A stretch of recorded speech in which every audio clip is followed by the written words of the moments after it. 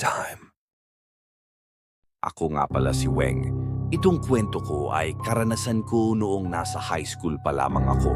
Tuwing bago sumapit ang Piyestang Patay ay madalas na umaalulong ang mga aso mula sa sementeryo ng aming munting bayan papunta sa isang kalsada hanggang sa dulo nito.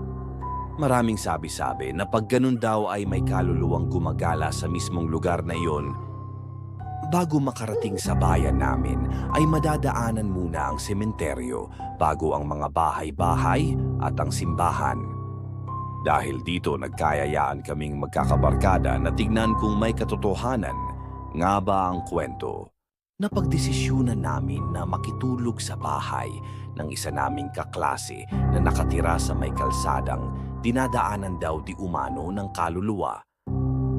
Binigyan kami ng babala ng mga magulang ng aming kaibigan, ngunit hindi namin ito pinakinggan hanggang sa sumapit na ang gabi at narinig na namin na umaalulong na ang mga aso mula sa di kalayuan.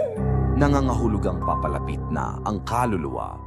Lahat kaming magkakabarkada ay agad na dumungaw sa bintana. Nakatitig ang lahat sa labas.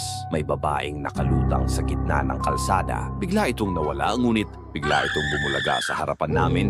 Napaigtad kaming lahat sa takot at nagkanya-kanya ng takbo at talukbong ng mga kumot.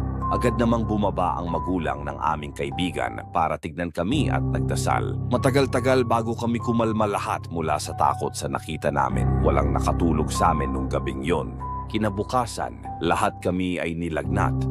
Dahilan upang tumawag ng albularyo ang mga magulang namin dahil nalaman na din nila ang ginawa namin. Nung gabing yon, napagaling kami ng albularyo at pinagsabihan na wag nang uulitin yon dahil kung nagkataon ay baka kung ano na daw ang nangyari sa amin. Hanggang ngayon, tuwing may reunion kami ay hindi pa din namin nakakalimutan ang kababalaghan na aming naranasan.